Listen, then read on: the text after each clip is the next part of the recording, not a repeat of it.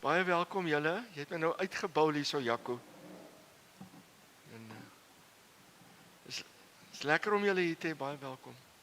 OK. Ons is by ons boeklesing. Die verborgenheid van die dieper Christus lewe. Die goeie nuus is die geheim is uit en ons is nog nie eens daar nie. Ons is nou op bladsy 17 van hoofstuk 1 en ek wil net eers bladsy 16 onder lees waar hy sê Christianity is not a religion. It's the announcement of the end of religion. Dink daaroor. OK. Dan begin ons by hoofstuk 1. Christendom is nie 'n godsdienst nie. Ek gaan vir Chris vra om die eerste paragraaf te lees vir ons. Christendom is nie 'n godsdienst nie.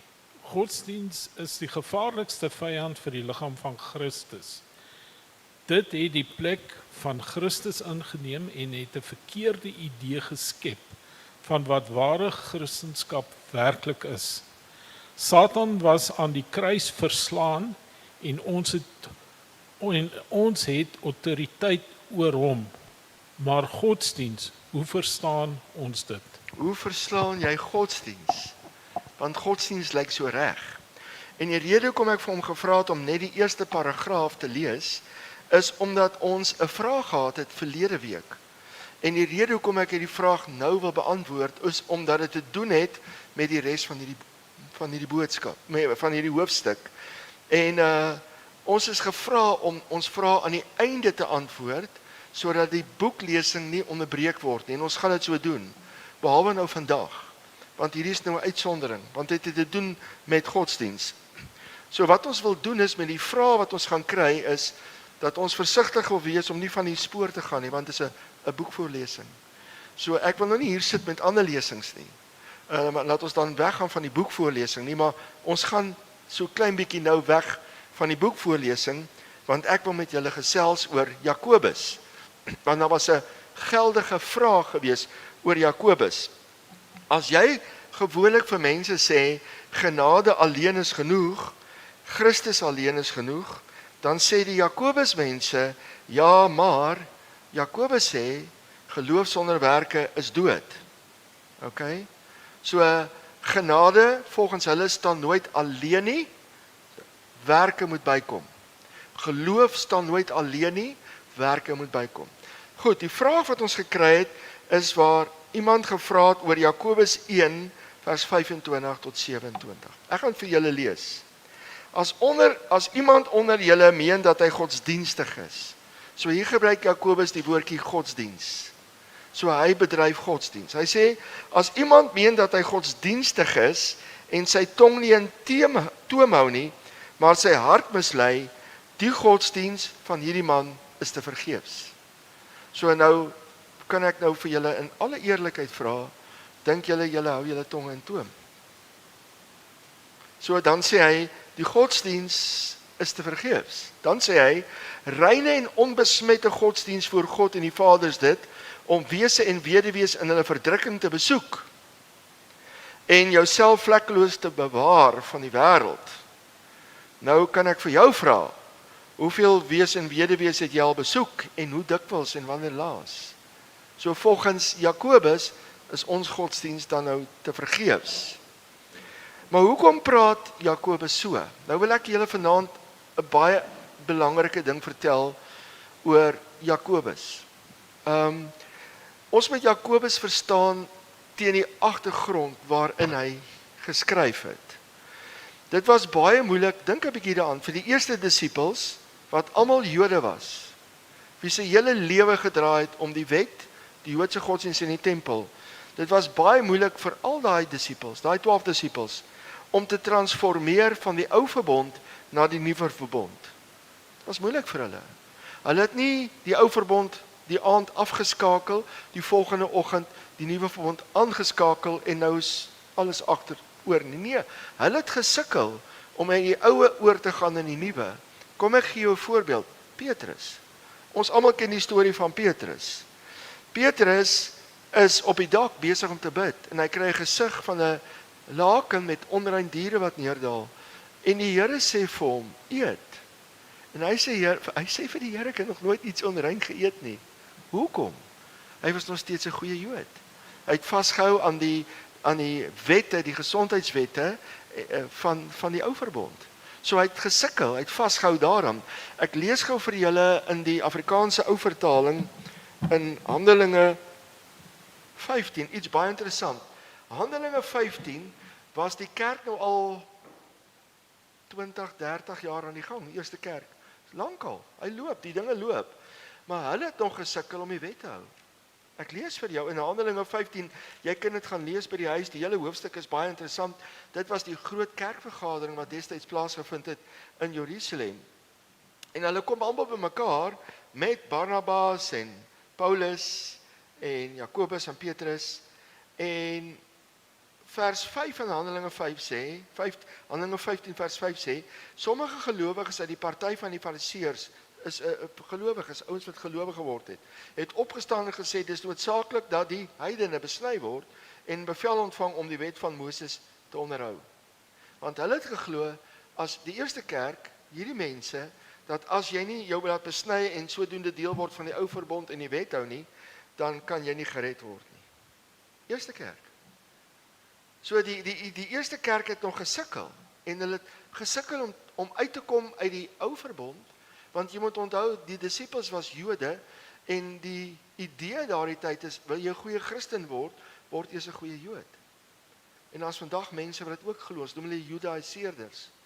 So, hulle het nog, want hulle hele lewe het om die tempel gedra, hulle hele gemeenskap was, wat jy geëet het, was bepaal deur hulle godsdiens, wie jy getrou het, wat jy aangetrek het, hoe jy geleef het, alles was bepaal deur die wet. Dit was nie net soos ons, kom Sondag kerk toe, gaan huis toe en doen jou ding nie. Elke oomblik van die dag was hulle hele lewe oorheers deur die wet. So dit was moeilik vir daai mense, verstaanbaar, om uit dit uit te kom en te transformeer na die nuwe verbond. Selfs Petrus, nou hier is nogal baie interessant, Petrus het gesukkel. In Handelinge 2 vers 23, toe die Heilige Gees uitgestort word op die Pinksterdag, en die mense sê, hierdie ouens is vol soetwyn, toe staan Petrus op en hy begin preek.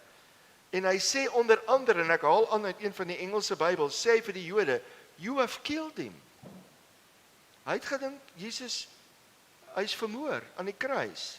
Hy blameer hulle. Hy het nie verstaan wat aan die kruis gebeur het nie.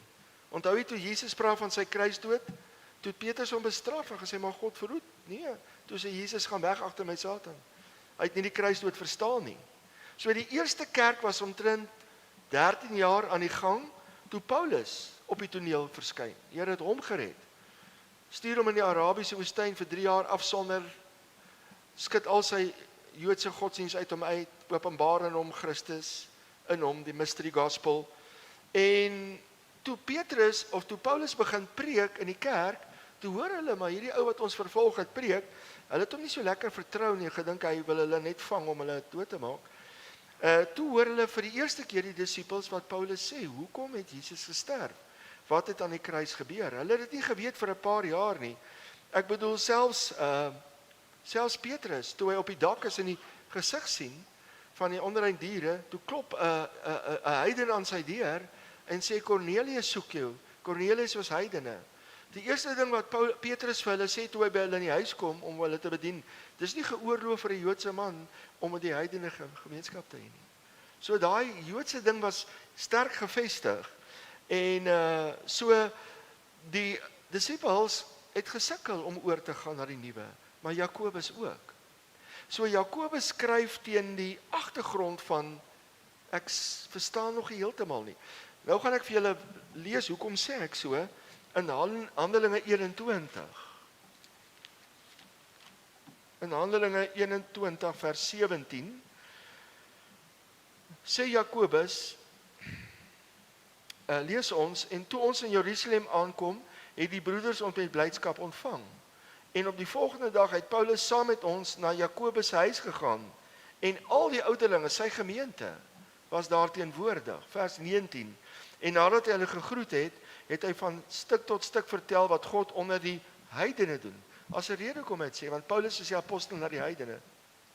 So hy kon vertel vir hierdie Joodse gelowiges, dat die Here ook die heidene nou red, want die Jode het nooit gemeng met die heidene nie.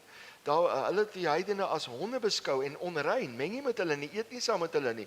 En nu kom Paulus en sê, nee, maar ek wil vir julle vertel, het iets anders begin gebeur, God red ook nou heidene. En vers 20, toe hulle dit hoor, het hulle die Here verheerlik en vir hom gesê, u sien broeder, hoeveel duisende Jode daar is, wat gelowig geword het, en almal is ywerhaars vir die wet. En hulle is aangaande u vertel, sê hulle nou vir Paulus, dat al die Jode onder die heidene leer, om van Moses afvallig te word. Deur te sê dat hulle die kinders nie moet besny nie en ook nie volgens die sedes moet behandel nie. So Jakobus sê, hier is 'n storie wat rondgaan dat jy sê dat die gelowiges is vry van die wet. En dan vers 22, toe sê hulle, maar wat moet ons nou doen?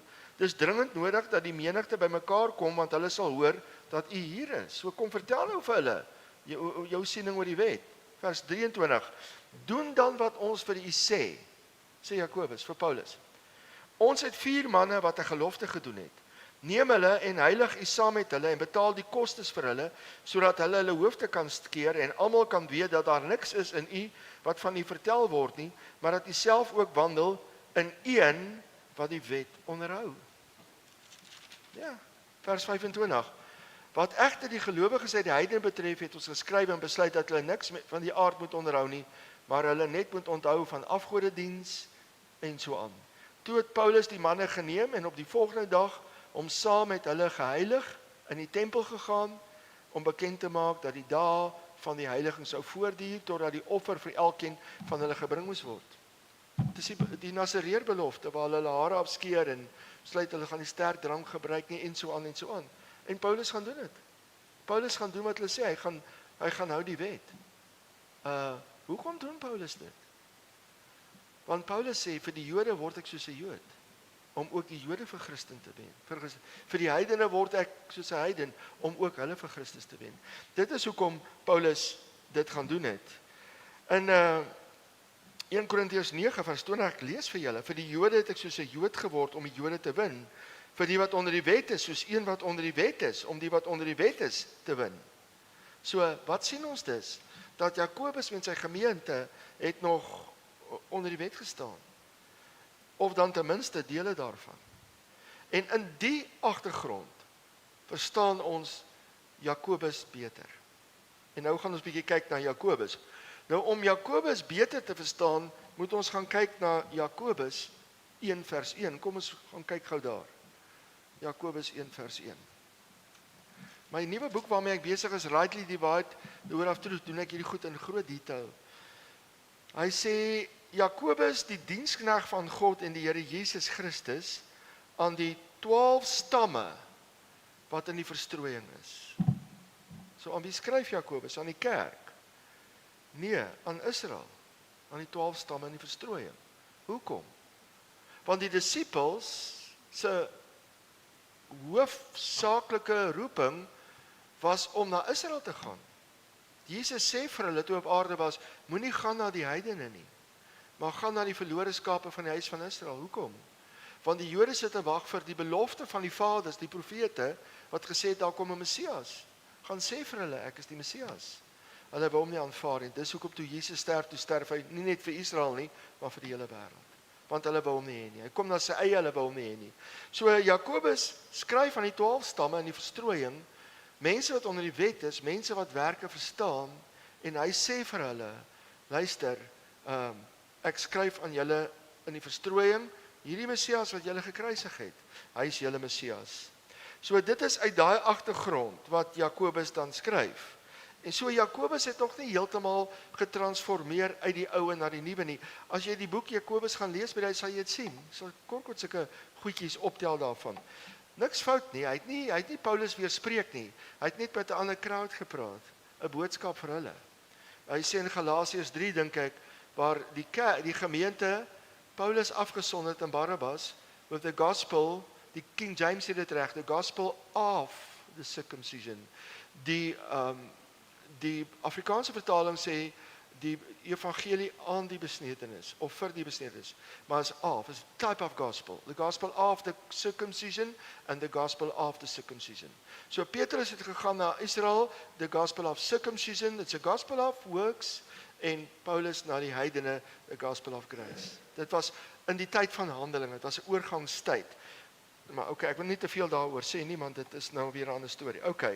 So Jakobus kom en Jakobus sê vir ons in hierdie versies wat ons hier gelees het, in Jakobus 1 vers 25 tot 27, bewys dat jy godsdienstig is deur jou goeie werke. Dis wat hy sê. Anders is jou godsdienste vergeefs. Ons praat, hierdie hoofstuk gaan oor godsdienst in hierdie boek. So die woord godsdienst hier is nie dieselfde bedoeling wat ons in die boek sê nie. Christendom is nie 'n godsdienst nie. Daai godsdienst en Jakobus se godsdienst is ietsie anders. Ek wil net gou vir die wys hoekom ek so sê.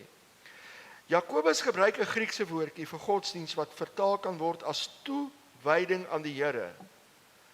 Jy's toegewy aan die Here en daarom wil jy jou naaste dien. Jy wil die wees en die weduwees wil jy gaan besoek, jou tong in toom hou, waar jy diens gaan doen, waar jou diens 'n vorm van aanbidding is om die Here te eer. Dis wat hy eintlik hier praat. Dis nie 'n religion wat ons hier bedoel nie. Ek gaan nou vir julle sê wat ons daarmee bedoel met religion.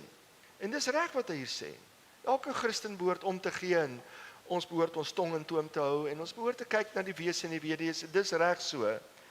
So die woord wat Jakobus hier gebruik in Jakobus 1 wat mense laat stres is hy gebruik die woord godsdienst. Ons sê ons is vry van godsdienst. Jakobus sê nie ons is godsdienstig. Maar wat Jakobus bedoel is ietsie anders as wat ons sê. Jakobus wys vir ons dat Jakobus die woord godsdienst wat hy gebruik en wat ons gebruik is anders. Tyndale Bybel vertaal die woord godsdienst met toewyding. Hy sê Jakobus sê ons toewyding en dit is ook reg om dit te sê, want die Griekse woordjie se betekenismoontlikhede kan toewyding beteken. Maar nou sê Jakobus, diens is 'n wyse van toewyding en ons sê ja en amen daarop. Maar wanneer ons vandag sê ons is vry van godsdienst, sê ons nie ons is vry van toewyding nie. Soos Jakobus bedoel nie. Ons is vry van die wet en werke om gered te word. So ons is vry van die Engels sê religion. Nou die woordjie in Latyn religion is religio.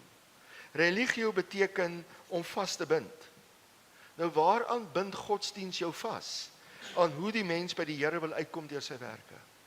Dis wat godsdienst. Godsdienst bou 'n toring, 'n leer wat ek opklim na God toe. Elke dag kan ek nader kom as ek meer doen, as ek vir die armes gee, as ek my tong in toom hou, kan ek nader aan die Here kom en dan word ek meer godsdienstig.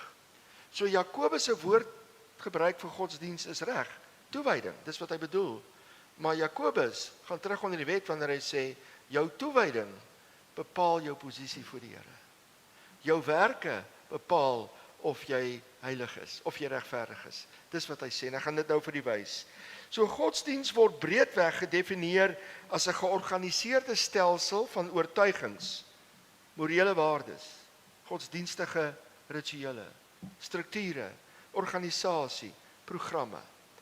Dis godsdienst, dis wat ons bedoel. En in daai sin is Christendom nie 'n godsdienst nie. Wat is Christendom? Christendom is die dinamiese opstandingslewe van Christus in ons, wat homself openbaar in ons en sy karakter in ons kom werk, sonder die wet, geregverdig sonder die wet. So Christendom, hoor mooi, Christendom is nie moraliteit nie, Christendom is nie morele standaarde nie, maar dit is die heilige lewe van die Here in ons, waar ons wie hy is, manifesteer in ons wandel. So, moraliteit is 'n religion, morality. Moraliteit is die mens wat goed wil word op sy eie voorwaardes en meriete. Okay, so religion is about regulation, Christianity is about a relationship. Okay, goed, kom ons kom by Jakobus uit, terug na Jakobus, voordat ons aangaan na die boeklesing. So nou verstaan ons Jakobus teen die agtergrond van die tyd waarin hy geleef het, aan wie hy skryf, waarom hy skryf, wat hy skryf, en dat die wet nog 'n groot invloed op hom gehad het. Nou, moet ons in die lig hiervan, Jakobus 2 vers 14, vir julle lees. Nou moet julle mooi luister, dat julle hoor wat Jakobus sê. Baie mense het terugvoering gegee oor Jakobus van die land, baie. Maar wat ek agterkom is dat mense probeer Jakobus verklaar. Hulle lees in. Ons noem dit eisegese. Hulle sê, hulle lees in wat hulle dink Jakobus sê. Nie wat Jakobus sê nie. En dis waar die ouens die punt mis. Ek het baie van dit hierdie week van die land gekry. Eisegese in plaas van eksegese om in te lees. Ek sê moenie Jakobus verdedig nie. Laat Jakobus self praat. Hy's groot genoeg. Moenie sê wat jy dink Jakobus sê nie. Sê wat Jakobus sê, soos dit hier staan. So kom ons kyk wat sê Jakobus. Jakobus 2 vers 14. Wat baat dit my broers as iemand sê dat hy die geloof het, maar hy het nie die werke nie. Hierdie geloof kan hom nie red nie. Hoor jy mooi? Wat sê Jakobus? Geloof plus werke. Dit is so eenvoudig, hier staan dit. Of lees ek verkeerd? Kan ek weer lees? Wat baat dit my broers as iemand sê hy het geloof, maar hy het nie die werke nie. Die geloof kan hom nie red nie. Nou moet jy hoor wat ouens sê oor die teks. Nou verklaar hulle hom en hulle lees in en dis eisegese en dit alles klink so mooi en is lang stories oor wat Jakobus bedoel. Nee, Jakobus bedoel wat hy skryf, nie wat ons dink hy moet sê nie. So, hoekom sê dit? Teen die agtergrond van waarin hy was, aan die 12 stramme, in 'n tyd waar die Jode disippels gesukkel het om te transformeer. In daardie agtergrond, kom ons lees vers 15. As daar dan nou 'n broeder of 'n suster naak is, aan die daaglikse voedsel gebrek het, en een uit julle sou sê gaan in vrede, word warm, word versadig, maar julle gee hulle nie wat die liggaam nodig is nie, wat baat dit? Net so ook, is die geloof as dit geen werke het nie in sigself dood. So hy sê, jou geloof beteken niks as jy nie vir die armes gee nie. So daai geloof kan jou nie red nie. Dis konteks, ouens, ons kyk na konteks, vers 18. Maar iemand sal sê, jy die geloof en ek die werke. Toon my jou geloof uit jou werke en ek sal jou uit my werke my geloof toon. Baie great, dis awesome. Maar Jakobus het geglo dat sonder werke kan jy nie gered word nie. Hy sê in vers 14, hierdie geloof kan hom nie red nie. So dis wat hy sê. OK, nou wil ek hê jy moet onthou wat hy sê. Nou vat ek jou na wat Paulus sê in Efesiërs. Jy mooi luister. Efesiërs, laat ek net gou daar kom. 2 vers 8. OK. Hy sê, want uit genade is julle gered. Deur die geloof. Nie uit julleself nie. Dit is die gawe van God. Nie uit werke nie. Nie uit werke nie. Sodat niemand kan roem nie. So hoor jy mooi. Wat sê Jakobus? Want baat dit my broers as iemand sê dat hy geloof het, maar hy het nie die werke nie, die geloof kom nie red nie. Paulus sê, uit genade is julle gered, deur die geloof, nie uit julleself nie. Dis die gawe van God, nie uit werke nie, sodat niemand kan roem nie. Is duidelik, is dit nie? So, verstaan Jakobus. Jakobus en Paulus sê nie dieselfde nie. Nie omdat hulle mekaar weerspreek nie, maar omdat Jakobus praat met 'n ander crowd. En Jakobus is die ou wat vir Paulus gesê het, gaan in tempel, gaan doen die ding van die wet, lê die Nasareerbelofte af, betaal dit. Teen daai agtergrond. En Jakobus en Paulus het, al wat ek vir jou kan sê is, ek dink net dat op hierdie stadium Jakobus nog nie die openbaring, die volle openbaring gehad het van Paulus nie. Ek dink nie hy het heeltemal nog verstaan nie. Hoor 'n bietjie wat sê Jesus oor werke in Johannes 6 vers 28. Toe vra hulle hom, wat moet ons doen om die werke van God te volbring? Goeie vraag. Jesus antwoord en sê vir sy disippels, dis die werke van God. Nou moet ons hoor, want ons wil hoor, wat is die werk? Dat julle in hom glo wat hy gestuur het. Wat is die werke? Jesus sê dat julle in my sal glo. Dis die werke. OK. So Jesus sien werke hier as om te glo dat ons die werk van God sal vertrou wat Jesus sal volbring aan die kruis en nie om op ons eie werke staat te maak om die werk van God te volbring nie. Nie werke nie, maar geloof sonder werke. OK. Ek dink miskien ja. OK, kom ek sluit net af met hierdie. Ons moet onthou, die hele skrif is deur God ingegee en dit is belangrik dat ek dit nou vir jou sal sê. Die hele skrif is deur God ingegee. Die hele skrif is nuttig vir lering en opbouing en weerlegging. Die hele skrif is geïnspireer deur die Heilige Gees. Ek glo wat die woord sê is wat God sê. Ek glo dis onfeilbaar, geïnspireer deur die Heilige Gees. Ons ken dit as die kanon. Die kanon is daai geïnspireerde boeke wat ons hierin sit.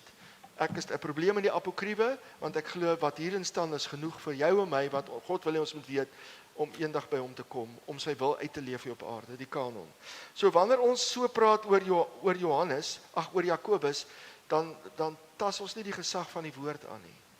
Al wat ek vir jou wil sê is, alles in hierdie Bybel handel nie oor ons, dis alles geskryf aan ons, maar dit handel nie oor ons nie. Omtrent 4/5 van die Bybel handel oor God en Israel. God se ou verbond met Israel. Ek bedoel die ou verbond is so dik en die nuwe is so dik. So Israel se epos, die kerk se epos. Ons lees Israel se epos, maar ons weet dis nie vir ons nie, want as dit vir ons is, met die manne hulle al besny het, ons moet offers bring, en Sabbat hou en al daai wettiese goed. So ons is vry van daai goed. Dis Israel se epos. Ons lees dit, ons leer daaruit, ons kry stigting daaruit. Ons sien hoe Jesus dit alles vervul. Dit wys na hom toe. Dis awesome om die skadu's in die Oue te verstaan en hoe Jesus dit vervul. Is my beautiful. Is een van die mooiste goed vir my in die teologie. So wanneer ons lees wat Jakobus skryf, moet ons onthou, Jakobus het gesterf vir sy geloof. Hy het gesterf vir sy geloof. Hy was lief vir die Here. Al het hy miskien op die stadium nie alles heeltemal verstaan nie, hy het gesterf vir die Here. Hy was lief vir die Here. Iemand stuur vir my onder andere iets en dan wil ek hiermee klaarmaak. Calvin het gesê, we are saved by faith alone, but the faith that saves is never alone. Dis maar presies eintlik wat Jakobus sê. Geloof sonder werke is dood. Dis eintlik maar wat hy sê. Klink so mooi. Ek sê wat jy wel kan doen is, maak wat Calvin sê los. Deel dit in 2. Wat hy sê is reg. We are saved by faith alone. Sort daai ding in jou kop uit. Punt. Klaar. En dan kan jy sê, eendag nadat jy glo dat geloof alleen is genoeg, but faith that stands alone, but faith that saves never alone. Met ander woorde, ek is gered en dan gaan werke wees. Ons gaan werke hê, maar dit het niks doen met my saligheid nie. Werke is die uitloop van Christus in my. Werke is die vrug van Jesus binne in my. So ek sê, want mense sê altyd as jy sê, gered deur geloof alleen, ja maar. Ek sê, vergeet daai godsdienstige ja maar. Kry dit in jou kop. Daar's net een manier hoe ek daar kan kom. Wat is die werke, Here? Dat julle sal glo in hom, wat dit alles vir ons volbring het aan die kruis. That's salvation. En as jy daai ding het, dan kan jy terloop sê, maar geloof wat red staan nooit alleen nie. Daar gaan werke wees. Want my vraag is op Calvin, hoor gou hierso. We are saved by faith alone, but the faith that saves is never alone. Nou wil ek vir Calvin vra, if that faith, hy sê faith that saves is never alone, met almal as werke, and if my faith is alone, want hy sê faith that saves is never alone, but if my faith is alone, will I still be saved? Weet jy wat sê Calvin? Nee. Want geregtigheid kom deur die werke wat jy doen. Dis wat Jakobus gesê het. Selfde ding. Klink net mooi, maar dis maar dieselfde ding. Okay, wat ons doen is, ons gaan hier stop met Jakobus. Ons gaan nie meer daaroor praat nie. Klaar, is eind van hierdie prent van Jakobus, nê? Want ons moet die boek voorlees. Kom ons gaan aan. Nou gaan ons hierdie boek miskien net meer verstaan. Daar is net een waarheid, dis die tweede paragraaf. Daar's net een waarheid wat ons vrymaak van ons godsdiens. Religio, om vasgebind te wees aan strukture, om jou browning points te score in die hemel deur jou werke. Religion. Daar's net een manier wat jou vrymaak en dis die openbaring van die verborgenheid van die Christuslewe. Daarso is daar 'n voetnotaatjie in Kolossense 1 vers 26. Die King James Bybel, want die Afrikaanse ou vertaling vertaal dit nie heeltemal reg nie. Ek gaan nou vir julle sê hoekom. Wat is hierdie verborgenheid van die Christuslewe? Kolossense 1:25. Whereof I am made a minister according to the dispensation of God which is given to me for you to fulfill the word. Daai woord kan ook sê to complete. Ek wil nou nie hier gaan stil staan nie, maar die versoeking is nou groot om net vir jou te sê wat Paulus eintlik sê. Sy gospel complete the word. To fulfill the word sê, maar dit kan ook vertaal word met complete. Paul's gospel complete the word of God. Without Paul's gospel, the word is not complete. The gospel is not complete. But here's die ander ding. Without Paul's gospel, you are not complete. And if you don't have the revelation of Paul's gospel, okay, kom ons stop net daar. Vers 26. Even the mystery which have been hid from ages and from generations, but now is made manifest to his saints, to whom God would make known what is the riches of the glory of the mystery among the Gentiles, which is Christ in you, the hope of glory. So dis wat hierdie boek bedoel. Daar's net een waarheid wat ons vrymaak van onsself, van ons religion en ons werke godsdiens, en dis die openbaring van die verborgenheid van die Christuslewe, naamlik Kolossense 1, Christ in me, the hope of glory. Laat ek nie vertel wat ek bedoel met godsdiens. Godsdiens is die poging van die mens om deur hulle wilskrag en werke by God uit te kom. Dis soos die mense van ouds wat probeer doen het toe hulle die toring van Babel gebou het. Wat wou hulle gedoen het toe hulle by God uitkom? Religie het altyd 'n toring wat ons bou, werke, goeie werke om nader aan God te kom. Ons doen dit. Ons het dit al die jare gedoen. Ek voel heiliger as ek heilige goed gedoen het. Ek voel nader aan God as ek goeie God goed gedoen het. En ons hele werke religie het gesê, lees jou Bybel en bid elke dag en jy sal groei. Groei, hoe groei? Wat beteken groei? Want ek is alreeds complete in Christ. Groei in my kennis, ja. Jy sien, so ons het gedink ek kan nader kom by God deur my werke. Dis religion, want religion gaan oor jou werke en hoe jy dit kan doen en verbeter jouself en wilskrag en moreel, dis religion. Maar Paulus sê in Galasiërs, ek leef nie meer nie. So wat wil ek beter maak? Ek leef nie meer nie. 'n nadoodse ondersoek maak nie 'n lijk lewendig nie. Ek is dood. Ek is saam met Christus gekruisig. Die mens wil deur sy werke nader na God kom. Godsdiens gaan daaroor om meriete op te bou by God deur werke, om sodoende aanvaring by God te kry. Godsdiens fokus op die self van die mens. Onthou dit. Fokus op die self van die mens. Ons het uitgebrand in 'n religion jare gelede. Uitgebrand in performance en in werke en ek sê daar waar ek was kan die mense kerk hou. Maar maandag, hulle ou slaan sy vrou en dis 'n religion. Jy sit Jesus in 'n boksie. Jesus woon in, hoe het ons altyd gesê, Jesus woon in een kamer van my hart. Dis religion. Hy's 'n deel van my lewe. Maar maandag is myne. En die res van my hart is myne. Maar dis religion. Religion sê Jesus is deel van my lewe. True Christianity sê no, Christ is my life. Not part of my life. Hy is nie net by Sondag nie, dis religion. So ons het uitgebrand in hy performance ding. En toe ons wegtrek uit waar ons laaste gemeente was, en ons kom op in die Oeverberg, toe sit ek op 'n dag in my sitkamer en jy stikken, jy's gebreek, die liefdeloosheid, die teleurstelling, waarvan party van julle sekerlik weet wat soms in kerk kan wees, kerke, die kritiek, die seer. En ek sit in my sitkamer en ek het hierdie parafrase gekoop. Dis 'n parafrase die message, maar dis 'n kommentaar eintlik wat iemand skryf op die skrif om dit vir ons miskien makliker te maak. En hy sê, Jesus sê, "Are you tired? Is jy moeg? Kom na my almal wat vermoeid en belas is." Hy het dit so gaan vertaal. "Are you tired? Worn out?" Ja, Here. "Burn out on religion." Ja, ja. Toe gaan kyk ek, want dis 'n parafrase, praat die ou reg. Ja, daai religion is 'n religious ceremony en 'n religion, dis wat hy van praat. Jesus eintlik gesê het, hy praat met die Jode wat moeg is van hulle feeste en die Here self vir Israel sê, "Ek's moeg vir julle feeste en julle offers." Dan toe sê Jesus, "Come to me, get away with me and you will recover your life. I will show you how to take a real rest." In my godsdienst was rest sonde. Jy moet werk vir die Here want die nag kom nader. En Jesus sê, "I will show you how to take a real rest." Hebreërs 4 praat van 'n sabbatsrus.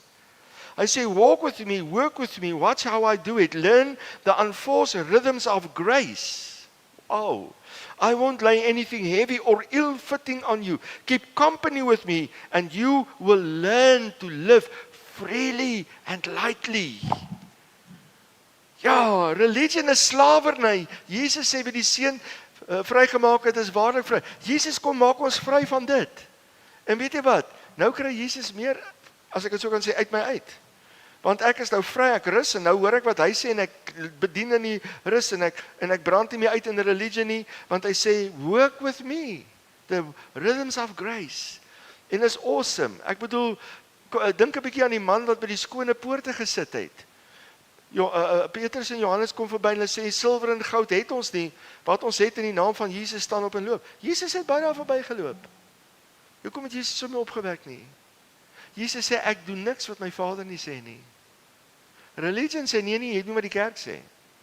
Vanaand het ons dit, môre aand het ons dit en jy beter, jy weet, wen 'n siel elke dag of wat ook al. Ons het reëls gehad waarvolgens en dit het skuldgevoelens by ons opgewek.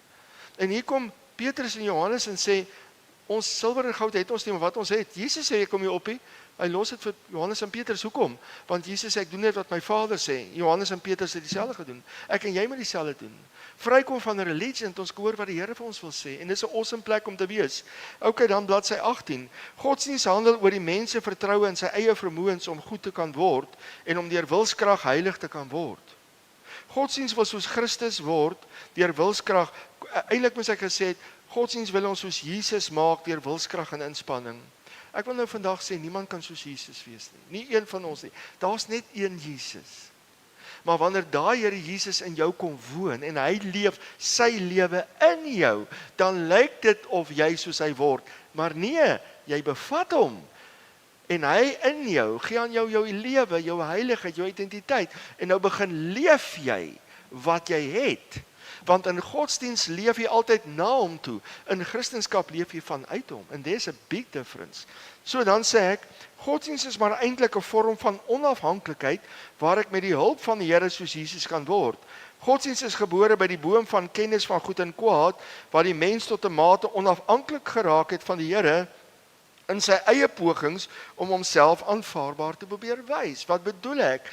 Die slang sê vir Adam en Eva, as julle iets doen, eet, kan julle soos God word. Die mens glo dit vandag nog steeds. Godsdienst spreek dit vandag nog steeds. As jy iets doen, kan jy soos God word. Dis die boodskap van die slang. Ons kan nie deur wat ons doen soos hy word nie. Ons is nie in staat daartoe nie. Ons is 'n gebroke, gekraakte erdekruik wat deur genade gevul word met die volheid van die Here in ons. That it's never about us. It's all about him. That's Christianity. So in godsdienst aanvaar God jou aan die eind van al jou strewe en pogings op die basis van 'n opname gemaak en inventaris geneem van jou lewe op grond van jou meriete en verdienste. Ons dink God het 'n boek met al ons sondes in geskryf en enig as ons daarbo kom is ons lewe daar, ons sondes is daar en dit word uitgelees. Ons het gedink, jy weet, hou aan, die Here gaan nog groot dinge doen. Hou net vas. Want jy sien, godsdienst leef altyd met die belofte van iets in die toekoms. Maar ware Christendom leef met 'n vervulde belofte dat ek alreeds die groot dinge wat God gedoen het gekry het die dag toe Jesus in my kom woon het. Is julle okay? Dis hoekom ek sê, ek verstaan as mense sê God gaan nou groot dinge doen. Maar ek verstaan beter dat die grootste wat hy ooit kan doen, het klaar gedoen binne my. Ek leef vanuit dit. Okay. Indien dit is wat godsdienst is, dit wat ons nou net hier gelees het, dan is Christendom glad nie 'n godsdienst nie. Christendom is 'n intieme liefdesverhouding met die Here en saam hiermee is dit die dinamiese opstanding lewe van die verreëse Christus, een met my gees. Dis Christianity. Die Hemelse Vader se totale aanvaarding van jou as sy kind begin die dag wanneer jy jou lewe oorgee aan hom. Die dag van jou geestelike wedergeboorte is die dag waar die Heilige Gees jou indoop in die lewe van die Seun en dit is die dag waar die Vader jou ten volle aanvaar. In religion leef jy altyd vir aanvaarding. In Christianity leef jy met die aanvaarding. Verstaan jy die verskil? En dis wat hy sê in Efesiërs 1:6, dis hier onder die aantekeningkie. To the praise of the glory of his grace, wherein he has made us accepted in the beloved. You are already accepted in the beloved. Hy kom maak jou bladsy 19 een met sy seun se lewe, sodat daar tussen jou en Christus wat een is met jou gees geen onderskeid is nie. Hoorie? Sodat daar tussen jou gees en die Here geen onderskeid. Daai aantekening onder is 1 Korintiërs 6 vers 17. Wie die Here aanhang, is een gees met hom. Nou die konteks, ek kan vir jou die konteks van daai skrif gee wat meer dinamika daaraan gee. Hy sê, wie 'n hoer aanhang, is een vlees met hom, dis wat hy sê. Omdat jy die impak van een vlees word, kan deurtrek na een gees, die impak. Hy wat 'n hoer aanhang, is een vlees met haar. En dan sê hy, maar wie die Here aanhang, is een gees met hom. Dis die dinamika van ons union met die Here in ons. Dat die God van die univers in jou kom woon, en hom kom verkleef aan jou gees, en een gees met, verstaan jy die diepte van hierdie goed, die wonder van die dinamika hiervan. Goed, kom ons gaan aan. En dis Christendom. Dis wat religie nooit vir jou gaan sê nie, want religie sê jy's op pad na union, jy's op pad na eenheid. Maar in ware Christendom het jy dit, jy's daar ouens. Goed, baie mense het Christendom verwerp, omdat hulle nie hierdie uitstekende nuus ken nie. Al wat hulle ken van Christendom is, dis 'n religie van werke, van do's en don'ts. Hulle besef nie dat Christendom is nie 'n godsdiens gebaseer op meriete nie. Jesus Christus het na die aarde gekom om vir ons te vertel dat wanneer ons in hom glo en sy woord aanvaar, ontvang ons ewige lewe. Ewige lewe is nie my verbeterde lewe nie. Jene. Miskien moet ek dit nou weer sê, want ons lees dit, maar hoor 'n bietjie. Ewige lewe is nie my verbeterde lewe nie. Ewige lewe is nuwe lewe. Wat is nuwe lewe? Ek gaan sê wat ek verstaan is nuwe lewe onder godsdiens waaruit ek kom. Nuwe lewe beteken ek drink nie, ek dans nie, ek rook nie, vrouens dra nie langbroeke nie. Dis hoe ons nuwe lewe verstaan het. Gaan die fliek toe nie 'n sonde werke. Ons gedink dis nuwe lewe. Dis nie nuwe lewe nie, dis die mense powere pogings om sy leer te klim na God toe en dit werk nie eers nie. So wat is Christendom? Christendom is nie 'n verbetering van my ou lewe nie. Ewige lewe is nie my verbetering van self nie, dis Christus in my. Ewige lewe is nie iets wat jy verdien nie, en dis ook nie iets wat jy moet voed en in stand hou, anders verloor jy dit nie. Kom ek verduidelik vir hoekom ek dit sê. Christus in jou het nie jou input nodig nie. Christus in jou word nie bepaal deur hoe lank jy bid 'n dag en hoeveel Bybel jy lees nie. Christus in jou het nie jou input nodig om te wees wie hy in jou is nie. Jy sien, dis soos 'n vrou wat 'n kind dra. Die vrou, die moeder voed deur die naaldstring die kind. But Christ in you is something different. He reverse it. Christus in jou voed jou. Jy onderhou hom nie in jou nie, hy onderhou jou. Christus in jou. Christus in jou is jou heiligheid. Christus in jou, jy kan nie Christus in jou beter maak nie. Christus in jou gaan jou lewe beter maak deur jou dade, bedoelende jou dade, jou optrede. So ek wil jy moet dit verstaan. So jy kan nie, Christus gaan nie uit jou uit as jy nie goed genoeg is nie. Christus bly, want dis juist wanneer jy goed genoeg is nie wat jy hom nodig het in jou. Okay. Goed, dis hoekom Paulus hierdie verskrikkende skokkende uitlating maak waar die sonde meer word die genade meer. 'n Kerk sou nie vir Paulus beroep het met daai boodskap nie. Okay, kom ons gaan aan. So ewige lewe is 'n ander persoon se lewe in jou. Ewige lewe is Christus se nuwe lewe in ons. As jy daar wil neerskryf daar langs aan Romeine 5 vers 10. Nou jy moet mooi hoor. Hoe word jy gered? Die kruis van Jesus red nie. Die kruis van Jesus maak die sondaar dood. Romeine 5 vers 10 sê jy word gered deur die lewe van Jesus.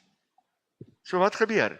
Wanneer ek my lewe aan hom oorgee, dan sit hy my in hom aan die kruis. En toe hy sterf, die ou sondaar wat my lewe was. Ek vrek. Maak my dood. En hy kom woon in my. En hy in my is my nuwe lewe. 1 Korintiërs 1 vers 30 sê, Christus is my verlossing. Hy verlos my nie, hy is my verlossing. Die kruis red nie, die kruis maak dood, dis 'n vreeslike plek. Dank die Here, hy het opgestaan. En dis waar 'n nuwe lewe begin, by die opstanding. Christus se lewe in my, dis wat Christendom is. Weet, ons dra ons kruisies om ons nekke, ek dra ook een, niks fout daarmee nie. Maar saligheid is nie, hierdie is eintlik 'n teken van die vloek. Jesus neem die vloek op hom. En hy sterf, en ek dra het om my te onthou, tetelestai staan op myne, it is finished, dis volbring, ek is saam met hom gekruisig, ek leef nie meer nie. Okay, is julle nog okay? Okay, so God aanvaar jou op grond van die heilige lewe van sy seun, wat jou ingeneem het in hom, en jou een gemaak het met hom. Dis waarom die wedergebore bevatters van Christus, want dis wat jy is, 'n bevatter van die Seun, nie onder die oordeel van God staan aan die end van tyd wanneer God die wêreld gaan oordeel nie. En dit is daaronder, nommer 7 is Romeine 8 vers 1, daar is dan nou geen veroordeling vir die wat in Christus Jesus is nie. Wil jy moet dit mooi hoor, daar is geen veroordeling vir die wat in Christus is nie. Ons is vrot veroordeeld gepreek deur ons religion. Nee? Ek het altyd geglo, 'n goeie preek is, preek dat hulle die hel voel lek. Ja, hulle voel hom vir 20-30 minute in die kerk, jy preek hulle in die hel in. En dan net voor jy hulle huis toe stuur, haal jy hulle gou daar uit. Ek onthou jare terug, het Tannie in Walvisbaai, toe kom sy eendag na my toe, want hulle is gewoond ek preek so. Sy vra vir my, wanneer preek jy weer 'n lekker preek? Want ek het intussen toe nou grace begin, the righteousness begin verstaan. Wanneer preek jy nou 'n lekker preek? Ek sê, Tannie, nou wat is 'n lekker preek? Wanneer slaan jy ons weer so bietjie? Dit was nou 'n lekker preek. Want jy sien, dis wat sonde doen. Jy hanteer sonde op twee maniere. Of dit word gestraf, of dit word vergewe. En die meeste kere voel ons nie vergewe nie, so ons straf onsself. Wonder of jy al gesien het in Jerusalem, is dit van die rabbies of die katolieke, dan loop hulle in die straat en dan het hulle so kats met sulke goed, dan slaan hulle self so. Hoekom doen hulle dit? Hulle glo nie, hulle straf hulle self, dis werke religion. Ek betaal vir my sondes, want ek glo nie, dis hoekom hulle die aflaatstelsel het in die Katolieke kerk, waar jy in die hokkie gaan sit, bless you Father for I have sinned, en dan vertel jy alles, en dan gaan sê 100 keer Ave Maria op, of gooi daar 'n klomp geld in die kassie. Betaal vir jou sondes, die aflaatstelsel van die Katolieke. OK, hulle hou van Jakobus. So, kom ons gaan verder. Waar is ons nou bladsy 20 bo aan, hè? OK, ek werk en leef vir Jesus, nie om sy vergifnis te verdien nie. Ek werk en leef vir hom, omdat ek al reeds ten volle vergeef is. Godsdienst was nie die Vader se plan vir die mens voor die grondlegging van die wêreld nie. Godsdienst was nie sy plan nie. Hy sê ons is uitverkies voor hom, in hom, voor die grondlegging van die wêreld. Ons het nog 10 minute oor. Ek wil net hoor by Heila, as daar enige vrae. Ek sê, OK, goed, dankie.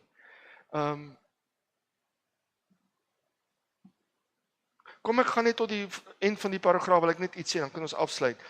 Ek wil net sê, godsdienst was nie die Vader se plan vir die mens voor die grondlegging van die wêreld nie. Okay? En onder kan jy gaan lees Efesiërs 1:17 tot 19. Ek gaan nou vir jou daaroor iets sê. Jesus het nie 'n nuwe godsdienst kom begin, wat ons Christendom noem nie. Jesus het homself gegee en gesê, wie die Seun het, het die lewe. So niemand kan soos Jesus word deur wilskrag en inspanning nie. Dit is godsdienst, wat hierdie wanopvatting by ons gekweek het. Ek gaan net daar stop. Kom ek lees die volgende paragraaf eers, dan kan ek stop. Miskien. Die behoefte in hierdie uur is om te onderskei tussen godsdienst en Christendom. Die meeste mense het hierdie twee terme geïdentifiseer asof dit dieselfde beginsel is. Dis daarom nodig vir 'n sterk rasionele argument en die kragtige tweesnydende swaard, die woord van God, om die kontrasterende tweeledigheid tussen Christendom en godsdienst bloot te lê. Ek gaan net daar stop. So, dit is hoekom dit nodig is om 'n verskil te maak tussen Christendom en godsdienst. Want mense maak nie die onderskeid tussen Christendom en godsdienst nie. Ek het eendag hier gepraat oor die probleem van godsdienst. Toe kom iemand na my toe en is baie bekommerd. Toe sê hulle, maar beteken dit nou ons hoef nie meer godsdienst te hou nie? Want ons hou elke Sondag godsdienst. En ons praat so en is reg, dis nou nie verkeerd nie. Toe sê ek, weet jy wat, Christendom gaan nie oor godsdienst hou nie. Christendom gaan oor fellowship met Jesus. Gemeenskap met die Here. Ek wil julle gou ietsie vertel en dan wil ek klaarmaak. Maar ek dink een van ons probleme kom, en dit is dat ons het die Bybel op die verkeerde plek. Ek het die Bybel op die verkeerde plek begin lees. Ek het begin lees in Genesis 1 vers 1. Ek onthou my pa het vir ons 'n kinderbybel gekoop. Met al die prentjies, en ek kon nie wag nie, elke aand het my pa vir ons die kinderbybel kom lees. Elke aand 'n hoofstuk. Die skepingsdae, hoe God geskep het, was my beautiful met 'n woord. God het geskep, nie mooi prentjies in my kinderbybel.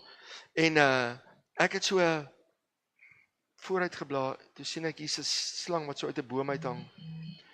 Ek gaan nou daar een. En daai ding het my baie ontstel, en die aand toe my pa dit vir my lees. Adam en Eva val in sonde. En God sê, hy spyt dat hy die mens gemaak het. En my hele Christelike lewe het vanuit Adam se sondeval, het ek my Christendom verstaan. Adam het opgemors, ons moet dit regmaak. En dis waar religion die profile lekker fit. Ek vat religion, ek gaan van die vrug eet, en dan gaan ek soos God word. Ek gaan dit doen, en ek gaan dit doen, en ek gaan dit doen, en ek gaan soos God word. So, my godsdienst het begin by Adam. Dis hoe ek dit verstaan het. Adam, sy gevallenheid, sy gebrokenheid. En ek het met skuldgevoelens groot geword, want God is spyt dat hy my gemaak het. Dus dit was hoe ek begin het. Maar ons het op die verkeerde plek begin, want God begin nie by Genesis 1 vers 1 nie. God begin by voor die grondlegging van die wêreld. God begin nooit met Adam nie. God begin met Christus. En as ek en jy met Christus begin het, sou ons Christendom anders gelyk het. Hy sê hier in Efesiërs, laat ek net gesien, nou ek het dit nog nie voorberei. Ja, Efesiërs 1 vers 3, geseënd is die God en Vader van ons Here Jesus, wat ons geseën het met alle geestelike seëninge in die hemel in Christus, soos hy ons in hom uitverkies het, voor die grondlegging van die wêreld, om heilig en sonder gebrek voor hom in liefde te wees, deurdat hy ons voorbeskik het, om ons as sy kinders vir homself aan te neem, deur Jesus na die welbehae van sy wil. Hoekom dink u, het God nie vir Adam en Eva gesê, toe God hulle geskep het, in my woorde, hoorie sal julle, ek weet wat julle gaan doen. Ek moes julle eintlik nie geskep het nie. Want julle gaan opvoeder. Hy het dit nooit vir hulle gesê nie. God skep hulle asof daar nooit 'n sondeval gaan kom nie. Asof het hom nie gepla het nie. Hoekom? Want God begin nie met die probleem nie, hy begin met die oplossing. Hy begin nie met die gevalle Adam nie, hy begin met Jesus. Hy het ons al van ons geweet, hy het ons al gesien, daar 6000 jaar later het hy ons gesien. Hy het gesien, hy praat met ons, ons kies hom, skryf ons naam op in die boek van die lewe met sy ewige voorkennis. Ons is al reeds in sy hart nog voordat hy in ons in was. As ons net dit gesien het. En nie begin het met God is spyt nie, maar God het my gekies nog voordat hy spyt was oor wat Adam en Eva gedoen het. Is dit nie awesome nie? En dis hoekom, omdat ons op die verkeerde plek begin het ons onsself probeer fix deur religion. Ek is klaar, ek wil net gou kyk wat se vrae is hierso.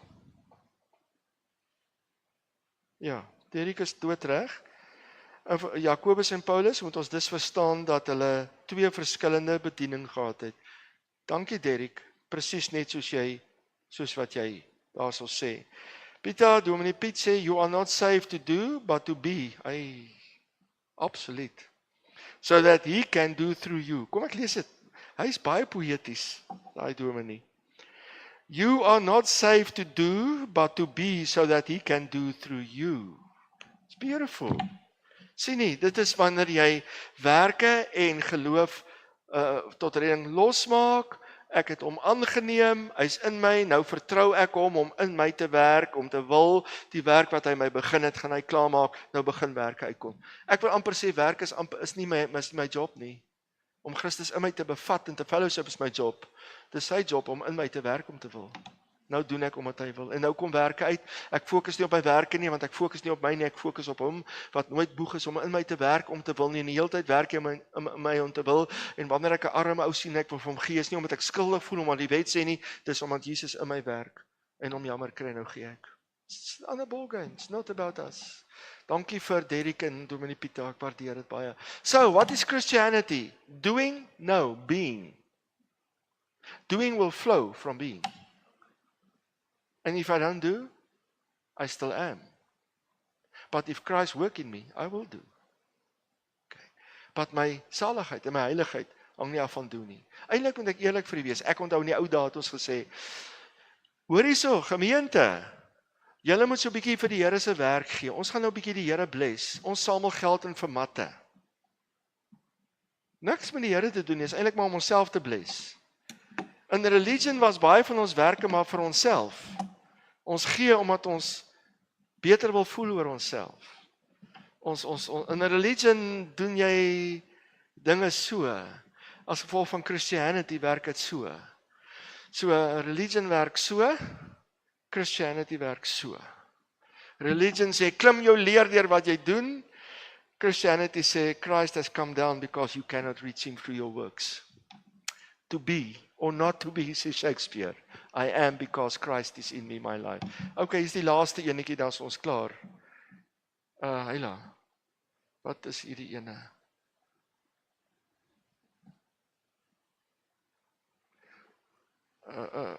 onderkant. Mariaan hulle. Ja. Satanisme sê perform om in te pas en aanvaar te word. Jesus sê ek het jou aanvaar, go and be. Dis opsluit. Religion is eintlik Satan se poging om die mense oë af te haal van sy afhanklikheid van die Here. Sylvie, jy wil nog ietsie sê?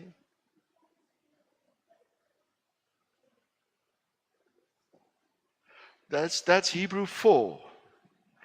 Labor to enter the rest. Ek kan nie onthou wat sê die Afrikaans nie. Labor to enter the rest. Hy sê, hoor 'n bietjie mooi wat sê hy. Hy sê want baie mense het nooit ingegaan nie as gevolg van hulle ongeloof. Dis eintlik 'n baie mooi skrif, Hebreërs 4. Hy sê werk hard om in te gaan in die rus.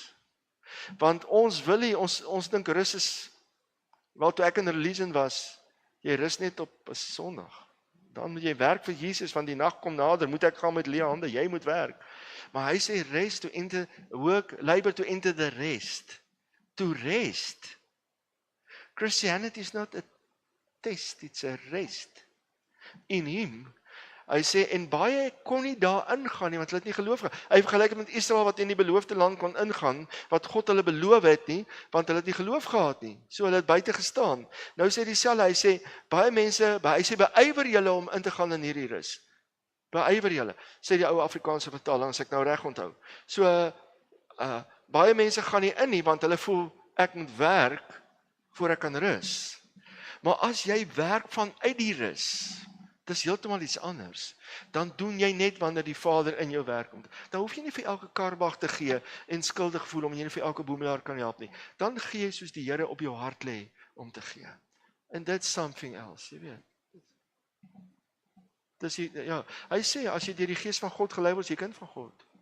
Hy sê en almal wat deur die Gees van God gelei word, is nie meer onder die wet nie. So hy skuldgevoelens is weg. Ons leef lig en awesome. Amen. Kan ons net vir die Here dankie sê vir ons klaarmaak. Vader, dankie vir Jesus. En dankie vir Jesus. En dankie vir Jesus. Dankie Here dat U gekom het.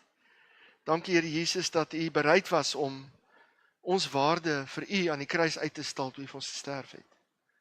Maar die Here het ook opgestaan en het ons saamgevat in die opstanding, in die triomf van nuwe lewe.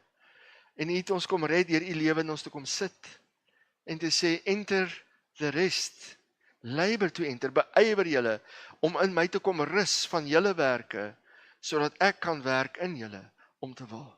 En ek dank U daarvoor in Jesus naam. Amen. Wat is die verskil tussen goeie werke en vrug? Goeie werke is die mens wat deur sy inspanning, wat is vrug? Vrug is wanneer God in my werk en dit dan uitkom. Daar's